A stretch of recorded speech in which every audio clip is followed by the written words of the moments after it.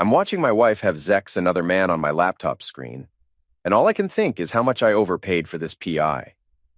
Vic Dorsey charged me $3,000 for 2 weeks of surveillance, and honestly, my neighbor Ruth could have told me for free. She's been giving me those sad, knowing looks for months now, the kind that say, "Poor coward," without moving her lips. But I needed proof. Hard, undeniable, court-quality proof. The video quality is crystal clear. Brent Sloan's apartment, 15th floor, floor-to-ceiling windows with a view he probably mentions at every dinner party. My wife Lila is pressed against that glass, her designer dress, the one I bought her for our anniversary, hiked up around her waist. Brent's behind her, and they're both laughing. Actually laughing. Like this is the funniest, most exciting thing they've ever done. That's what gets me. Not the Zex, not even the betrayal, really. It's the joy on her face. Pure, unfiltered happiness. She hasn't looked at me like that in 2 years. I close the laptop and check my watch. 3:15 in the morning.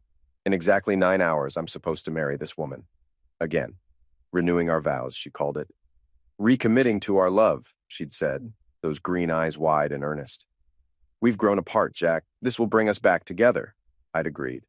Hired the wedding planner, booked the venue at the Harbor View Inn, invited 150 people, spent $28,000 on a party to celebrate our renewed commitment. The irony is so thick I could build a house with it. And I build houses for a living, so I know what I'm talking about. My phone buzzes. Text from Terry, my foreman. "You awake? Need to talk about the Henderson site?" I text back. "Can't sleep anyway. Coffee at the Anchor in 20? You got it, boss." The rusty Anchor doesn't officially open until 6, but Doris has been letting me and Terry in through the back since we renovated her kitchen 3 years ago. She's already got the coffee brewing when I arrive, the rich smell cutting through the stale beer odor that never quite leaves the place. "You look like hell, Jack," Doris says, sliding a mug across the bar. She's 60-something, built like a bulldog, with a heart bigger than her vocabulary is polite. "Wedding jitters," I say. She snorts. "Jitters? Right. I've seen that look before. That's the look of a man who knows something." Terry walks in before I have to respond, his work boots heavy on the wooden floor.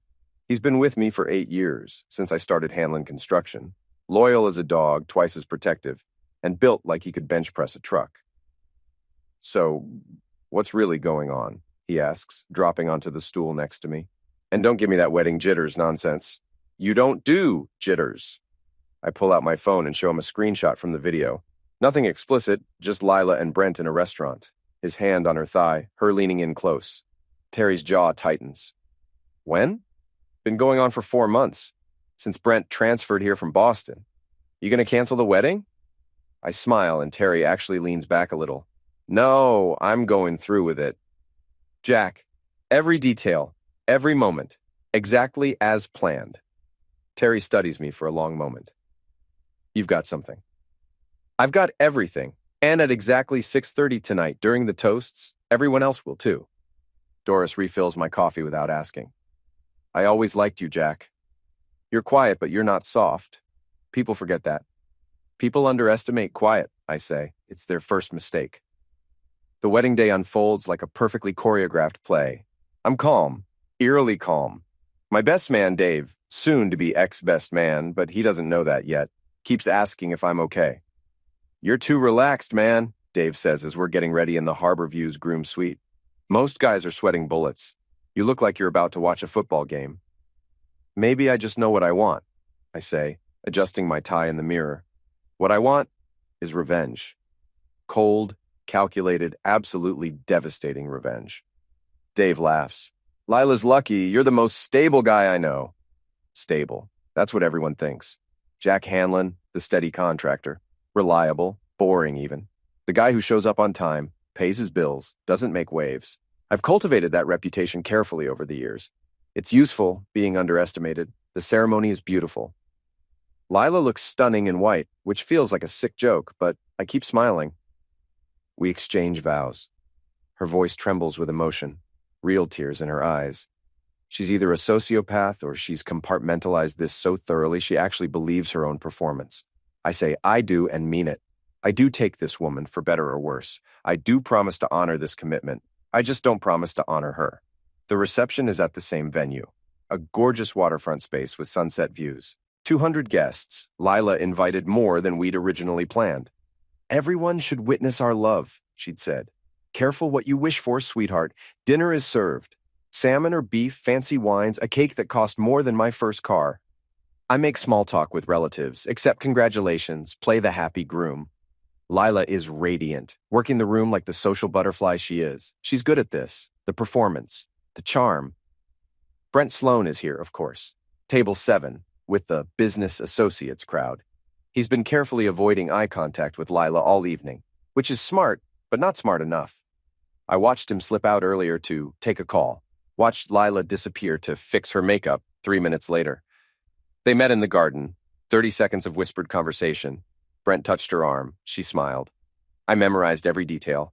At 6:25, the DJ announces it's time for toasts. Dave stands first, tells a funny story about how we met in college, how I helped him pass structural engineering by building a model bridge out of beer cans. Everyone laughs. Lila's maid of honor, Cassie, goes next. Cassie, who knew about the affair, who helped cover for Lila, who lied to my face at least a dozen times. Cassie's toast is all about true love and soulmates and destiny. Her voice is syrupy sweet. I want to vomit. Then it's my turn. I stand, microphone in hand, and the room quiets. Lila is beaming at me, her face full of love and trust. For a moment, just a moment, I almost feel bad. Almost. Thank you all for being here. I start. Lila and I have been together for 6 years, married for 5. And I thought I knew everything about her. I thought we had no secrets. Lila's smile falters slightly. Good instincts. But recently, I learned something new, something that changed everything. I pull out a small remote from my pocket. So instead of a traditional toast, I'd like to share a little video. A montage, if you will, of our relationship, the real relationship. I click the button. The screens around the room, set up for the slideshow Lila had planned, flicker to life. But instead of our wedding photos, it's Vic's surveillance footage. High definition, perfect clarity. Lila and Brent at a restaurant, kissing, in his car, entering his apartment building. The timestamp shows dates, 4 months of footage, dozens of encounters. The room goes silent. That special kind of silence that's actually full of gasps and whispers and the sound of 150 people's jaws hitting the floor simultaneously. Lila's face drains of all color. She's staring at the screens like she's watching her own execution, which, in a way, she is. Brent is trying to disappear into his chair. Impossible, given that he's 6'2" and wearing a bright blue suit. I let the video play for 30 seconds. That's all it takes. Then I stop it and the silence somehow gets louder. So here's my toast, I say, raising my glass. My voice is steady, calm, almost cheerful. To honesty, to truth, and to the fact that I'm really, really good at planning ahead. I down my champagne in one gulp. Oh, and Lila, the annulment papers are already filed. You'll be served on Monday. This marriage lasted exactly, I check my watch, 4 hours and 17 minutes. I think that might be a record. Then I walk out. The explosion of sound behind me is glorious. The video goes viral by Sunday morning. I'm sitting in my house now since Lila moved out Saturday night, drinking coffee and watching the view counter climb. Someone posted it to social media, probably multiple someones. By noon, it's been shared 40,000 times. My phone hasn't stopped ringing. I've ignored 43 calls, including 3 from Lila, 7 from her mother, and 1 from Brent. That last one almost made me laugh. What could he possibly have to say? The only call I answer is from Vic Dorsey. You made quite the splash, he says. His voice is amused. My phone's been ringing too. Suddenly everyone in town needs a PI. Glad I could help your business. You know this isn't over, right? Woman like that doesn't go down quiet. I'm counting on it, I say. Because here's the thing. The wedding video was just the opening act. I've been planning this for 3 months, ever since I first suspected. Every move calculated, every contingency planned. I'm not just destroying Lila, I'm dismantling her entire world. Phase 1, public humiliation. Check. Phase 2, financial devastation. Monday morning, I'm at the bank when it opens. I've already frozen our joint accounts. Legally, since I suspected fraud. I've transferred my business accounts to a different bank entirely. I've changed all the passwords on everything we shared. Streaming services, utilities, credit cards, everything. Lila has no access to money, none. Her personal account has maybe $3,000. Her credit cards? All on accounts I controlled. I've already called and reported them potentially compromised, had them all frozen pending investigation. Is it petty? Absolutely. Is it legal? My lawyer assures me it is, given the circumstances. By Monday afternoon, I'm at my lawyer's office finalizing the annulment. Gerald Moss is 60, sharp as a razor, and thoroughly enjoying this case. She's going to fight, Gerald says, reviewing the paperwork. She'll claim emotional distress, try for alimony, go after your business. Let her try. I've got documentation of everything. Every asset I brought into the marriage, every dollar I earned, every penny she spent. She signed a prenup. A good one. She had her own lawyer review it. She did. Cassie recommended him. Guy named Peter Chen, works at her firm. Gerald's eyebrows rise. The same Cassie who was her maid of honor? Who knew about the affair? The very same. That's a conflict of interest. If we can prove Cassie influenced her legal representation while knowing Lila was planning to defraud you, Gerald actually smiles. It's not a nice smile. Her lawyer could be disbarred. The prenup becomes even more ironclad. Funny how these things work out, I say. By Tuesday, the social fallout is in full swing. Lila's been suspended from her job at Meridian Insurance, pending investigation into whether she used company resources to facilitate her affair. Someone anonymously tipped off her boss that she'd been taking extended lunch breaks and using the company car for personal meetings. That someone was me, obviously. Brent's in even worse shape. His wife, turns out Brent's married, Lila didn't mention that detail to me, has filed for divorce. His company is reviewing his position, which is corporate speak for you're fired, but we need to talk to legal first. And Cassie's got problems of her own. Wednesday afternoon, I'm at the Rusty Anchor with Terry when she walks in. The bar goes quiet. Everyone knows the story now. Small town, big scandal. Cassie's face is red, her eyes puffy from crying. She spots me and marches over. You coward. Cassie, can I buy you a drink? You destroyed her. You destroyed everything. I take a sip of my beer. I showed a video, a true video, of things that actually happened. If that destroyed everything, maybe the foundation was already rotten. She loved you. She had a funny way of showing it. But hey, you were there for all of it, right? Covering for her, lying for her. How many times did you tell me she was working late when she was actually with Brent? Cassie's face goes even redder. I was being a good friend. You were being an accomplice. And speaking of which, how's work going? I hear HR has some questions about your expense reports. Something about claiming personal dinners as business meetings? Her eyes go wide. You didn't. I didn't have to. I just pointed them in the right direction. They did the rest. Turns out you've been pretty creative with company money. Almost as creative as Lila. You're going to regret this, Cassie hisses. I regret lots of things. Marrying Lila, trusting you, believing in friendship. But this? I gesture vaguely at everything. This I don't regret at all, she storms out. Terry, who's been quietly watching, shakes his head. You're cold, man. Ice cold. No, I say. I'm just done being warm to people who don't deserve it. The next betrayal comes from Dave, my best man, the guy I've known for 15 years. He calls Thursday night, asks to meet at the diner on Main Street. I agree, curious what he wants. He's already there when I arrive, sitting in a back booth. His face is serious, worried. Jack, we need to talk. So talk. You've gone too far. What you did at the wedding, okay, I get it. You were hurt, but now, going after Lila's job, her money, Cassie's career, it's too much. I lean back in the booth. Too much. Yeah, you're being vindictive, cruel. This isn't like you. Maybe you don't know me as well as you think. Dave leans forward. Lila made a mistake, a bad one. But she's human. She deserves a chance to recover, to rebuild her life. You're systematically destroying her. She systematically betrayed me for 4 months. She looked me in the eye every single day and lied. She planned a vow renewal, a celebration of our marriage, while having Zex another man. She spent my money on hotels and dinners and gifts for him. And you think she deserves mercy? I think you need to be the bigger person. I laugh. Actually laugh. The bigger person? Right. Let me guess. Lila called you, asked you to talk to me, to convince me to back off. Dave's face gives him away. He's never been good at poker. She's desperate, Jack. She's lost everything. Her job, her reputation, her friends, her husband. Don't forget that part. You're my best friend. I'm trying to help you. This revenge crusade is going to eat you alive. You need to let it go. What I need, I say slowly, is for people to stop telling me how I should feel about being betrayed. What I need is for my so-called best friend to have my back instead of my cheating wife's. I'm trying to have your back. I'm trying to save you from yourself. By taking her side, I'm not taking her side. I'm trying to be rational. Someone has to be. I stand up. You know what, Dave? I'm done with this conversation, with you, with anyone who thinks I'm the villain in this story. Jack, we're done. Don't call me. Don't come by. We're finished. I walk out of the diner and don't look back. By Friday, I've lost 3 more friends. They formed a little coalition, apparently. Dave, his wife Jennifer, our mutual friends Tom and Sarah.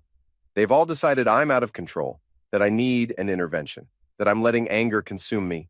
They don't get it. This isn't anger. Anger is hot, impulsive, stupid. This is cold calculation. This is justice. Tom calls Friday evening. We need to talk, all of us, tomorrow at my place. An intervention? A conversation between friends.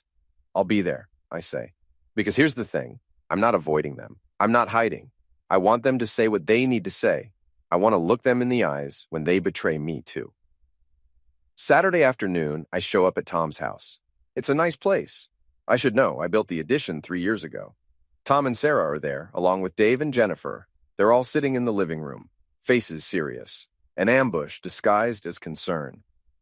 Jack, thanks for coming, Tom says. We're worried about you. Are you? You've changed, Sarah says.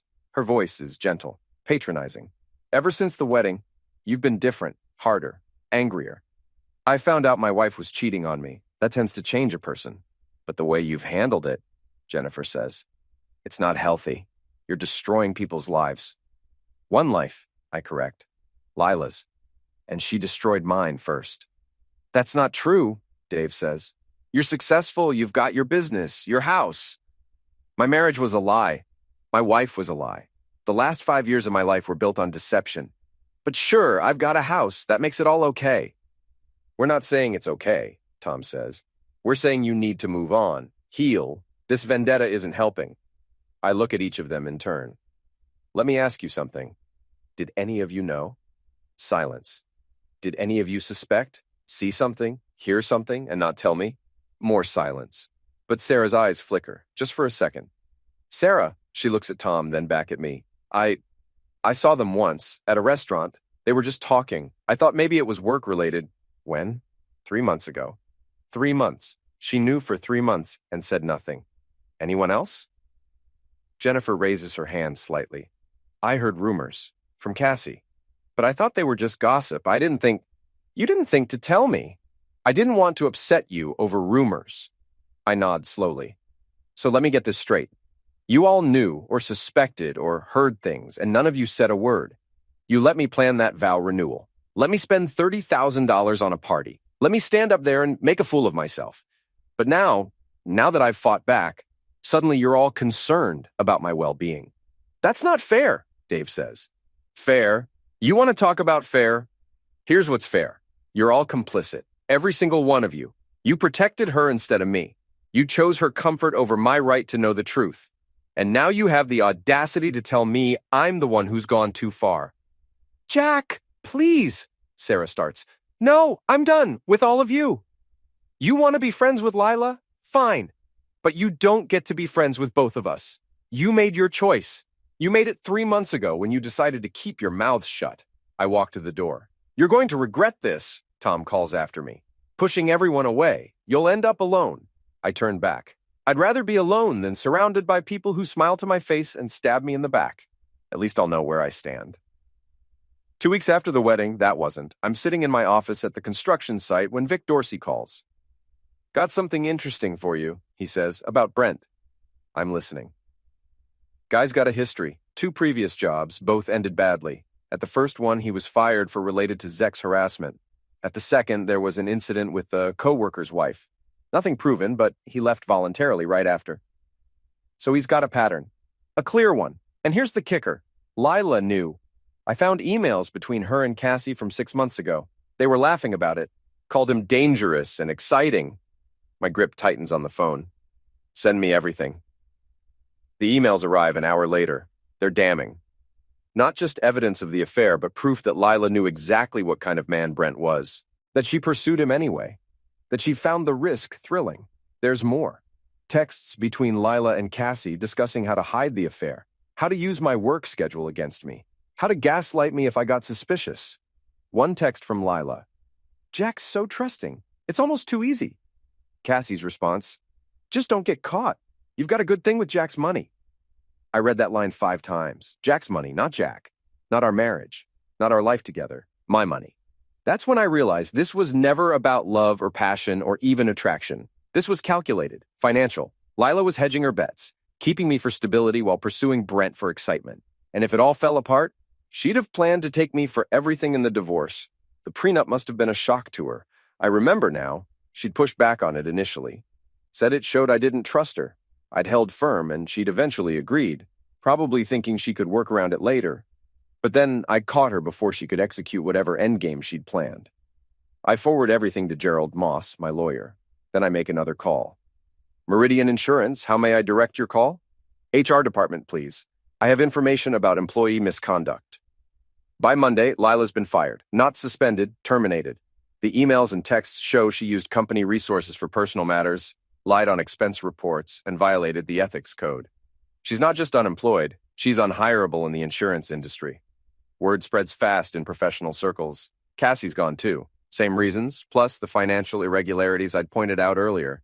Turns out she'd been skimming for years, just small amounts, but it adds up. Brent's company finally made their decision, terminated for cause. His wife's divorce is proceeding rapidly. He's living in a cheap motel on the edge of town, driving a rental car because his wife took the BMW. I should feel satisfied, victorious. But there's still one more thing I need to do.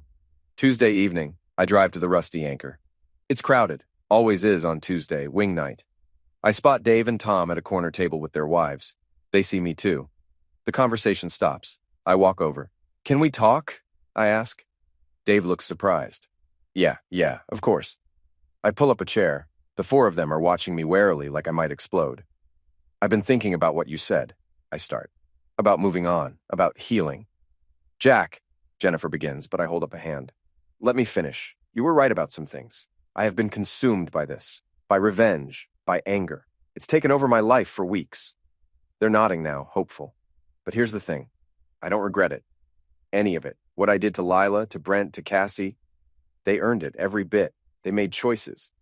They hurt me deliberately, and I made them pay for it. The hope fades from their faces. What I do regret is trusting the wrong people, believing that friendship meant loyalty, that when someone betrayed me, my friends would have my back. Instead, you all protected her. You knew or suspected, and you said nothing. You let me be humiliated, and then you judged me for fighting back. We were trying to help, Sarah says quietly. You were trying to make yourselves feel better, to convince yourselves you weren't complicit. But you were. You are. And I can't forgive that. I won't. I stand up. So this is goodbye. For real this time. I hope you all have good lives. I hope you're happy with your choices. But I'm done pretending we're friends. I walk away. This time, none of them call after me. The town festival happens the first weekend of June. It's a big deal. Craft vendors, food trucks, live music, everyone turns out. I almost skip it, but Terry convinces me to go. Hiding makes you look guilty, he says. Walk in there with your head high. Let them see you're not broken. So I go. The festival is packed. I see familiar faces everywhere. Most people avoid eye contact. Some whisper as I pass. A few, mostly guys from the construction crew and regulars from the anchor, nod or wave. I'm divisive now. Some people think I'm a hero. Others think I'm a monster. I'm getting a beer from one of the trucks when I hear raised voices near the main stage. I turn and see Lila. She looks terrible. Her hair, usually perfect, is pulled back in a messy ponytail. No makeup, jeans and a t-shirt instead of her usual designer clothes. She's arguing with someone, Brent. I move closer, curious. Your fault, Lila is saying. You promised it would be fine. You said he'd never find out. You're the one who wanted to renew the vows, Brent shoots back. I told you it was risky because you said we needed more time, that you were leaving your wife. But you never were you? You just wanted to keep screwing around. People are starting to stare. Pull out phones. This is going to be online in minutes. You're insane, Brent says. I'm done with this. Done with you? You're done? You're done? I lost everything because of you. You lost everything because you got caught. That's when Lila sees me. Her eyes lock onto mine across the crowd. For a moment, everything stops. Then she's moving toward me, pushing through people. Her face is twisted with rage and something else. Desperation. You, she hisses when she reaches me. You did this. You destroyed my life. I showed people who you really are. I say calmly. You destroyed your own life. I loved you. I made a mistake, but I loved you. You loved my money. There's a difference. Her hand comes up fast. She's going to slap me. I catch her wrist easily. Don't, I say quietly. You're a coward, a cold, heartless coward. Maybe, but I'm an honest coward, which is more than you can say. She tries to pull away, but I hold firm. Let me go. Gladly. But first, you're going to hear this. Every choice you made was yours. Every lie, every betrayal, every moment you chose Brent over me. You don't get to blame me for the consequences. You don't get to play sufferer. You did this. Own it. I release her wrist. She stumbles back, tears streaming down her face. I hate you, she whispers. I know. I'm okay with that. She turns and runs. Brent doesn't follow her. He's already walking away in the opposite direction. The crowd watches both of them go, then slowly turns to look at me. I raise my beer in a mock toast. Show's over, folks. Someone laughs, then someone else. The tension breaks. People go back to their conversations, their food, their lives. Terry appears at my elbow. That was cold. That was necessary. You feel better? I consider the question. Do I feel better? Not really. I don't feel worse either. I just feel done. Yeah, I say. I think I do. The final piece falls into place 2 days later. Ruth, my neighbor, knocks on my door Tuesday evening. She's holding a casserole dish and wearing her "I've got gossip" face. Thought you might need a home-cooked meal, she says, pushing past me into the kitchen. Ruth, you don't have to. Hush! I'm old, I'm lonely, and I like feeding people. Let me have this. She sets the casserole on the counter and turns to face me. I need to tell you something. Been wrestling with it for days, but you deserve to know. Know what? About Cassie and Brent. I blink. Cassie and Brent? Saw them together? 3 weeks before your wedding, at that Italian place downtown. They were very friendly. How friendly? Holding hands, kissing, the works. My brain processes this. Cassie was sleeping with Brent, while he was sleeping with Lila, while Lila was married to you. It's like a Russian nesting doll of betrayal. I sit down heavily. Cassie set this up. She pushed Lila toward Brent, covered for the affair, helped hide it. Also, she could have him too. Or, Ruth says slowly, so she could get Lila out of the way at work. Cassie wanted that promotion, the one Lila got last year. Maybe she figured if Lila's marriage exploded, she'd be too distracted to compete. But then I exposed everything and they both got fired. Karma's an unpleasant person with a sense of irony. I start laughing. I can't help it. The whole thing is so twisted, so absurd, so perfectly awful. So I wasn't just betrayed, I say between laughs. I was a pawn in someone else's game. Cassie used me to destroy Lila. And I did it. I did exactly what she wanted. Does it matter? Ruth asks. Lila still cheated, still lied. The betrayal was real. Yeah, it was. Ruth pats my shoulder. For what it's worth, I think you handled it perfectly. Lila needed to learn that actions have consequences. So did Brent. So did all those so-called friends who knew and said nothing. You think I'm in the right? I think you're human. I think you got hurt and you hit back. Nothing wrong with that. The world's too quick to tell people to forgive and forget. Sometimes people need to remember why you don't cross certain lines. She heads for the door, then pauses. Oh, and Jack? That casserole's got enough for 3 days. Freeze what you don't eat tonight. Thanks, Ruth. Anytime, honey. 3 months later, life has settled into a new normal. Hanlon Construction is thriving. Turns out public sympathy, or at least public interest, is good for business. We're booked solid through next spring. I've made new friends. People who didn't know me before who judge me on who I am now rather than who I was. Terry and I have gotten closer. Doris at the Anchor has basically adopted me as her surrogate son. I heard through the grapevine that Lila moved back to Boston, living with her parents, working retail. Brent's somewhere in New York, I think. His divorce finalized last month. Cassie's still in town, but unemployed and radioactive in the professional community. Dave called last week. Left a voicemail apologizing, saying he understood now why I'd been so angry, that he should have supported me. I haven't called back. Maybe I will someday. Maybe I won't. The annulment was finalized 6 weeks ago. The prenup held up perfectly. Lila got nothing except her personal belongings and the clothes on her back. Gerald Moss sent me a bottle of scotch to celebrate. We drank it together in his office while he told me war stories about other divorce cases. I'm not dating, not ready, maybe not interested. The idea of trusting someone again feels impossible right now. But I'm okay with that. I'm okay with being alone. It's honest, at least.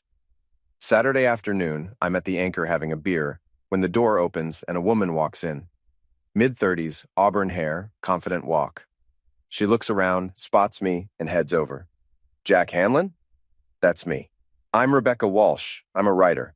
I'd like to interview you. About your story, the wedding, the revenge, the aftermath. I think it would make a great article, maybe even a book. I study her. She's serious, professional, and there's something in her eyes. Respect, maybe, or understanding. Why? I ask. Because everyone's talking about what you did. Some people think you're a hero, others think you're a villain, but nobody's heard your side, your actual words and your actual voice. I think people should, and you think they'll care? I think everyone who's ever been betrayed will care. Everyone who's been told to forgive and move on when they wanted to fight back. Everyone who's been judged for not being the bigger person. Yeah, I think they'll care. I consider this. Telling my story, owning it, not apologizing, not justifying, just explaining. Okay, I say, let's talk. Rebecca pulls out a recorder and a notebook. Start at the beginning. When did you first suspect? So I tell her everything. The suspicion, the PI, the video, the wedding reveal, the financial warfare, the lost friendships, the confrontations, the festival scene, the final revelations about Cassie and Brent. I talk for 2 hours. Rebecca barely interrupts, just nods and takes notes and lets me speak. When I'm done, she sits back.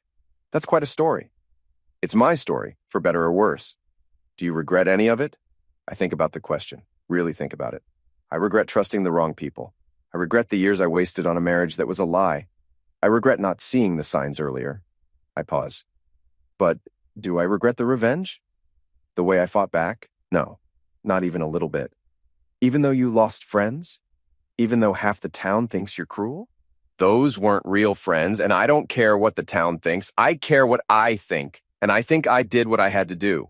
I think I stood up for myself when everyone else told me to roll over and take it. I think I proved that you don't have to be the bigger person when someone makes you smaller. Rebecca smiles. That's a hell of a closing line. It's the truth. She packs up her recorder and notebook. I'll send you a draft before I publish anything. Make sure I got it right. Appreciate it. She stands to leave, then turns back. For what it's worth, I don't think you're a villain. I think you're someone who refused to be a sufferer. The world needs more of that. After she leaves, I sit at the bar for a while longer. Doris brings me another beer without asking. You okay, honey? She asks. Yeah, I say, and I mean it. Yeah, I really am. Because here's the thing I've learned. Revenge doesn't heal you. It doesn't fix what's broken or erase what happened, but it does give you back your power. It reminds you that you're not helpless, that you don't have to accept betrayal quietly, that you can fight back and survive and come out the other side, stronger. The house always wins, not because the house is better or smarter or more deserving, but because the house knows the game, knows the odds, knows when to hold and when to fold and when to burn everything down and start over. I learned that lesson the hard way, but I learned it, and I'll never forget it.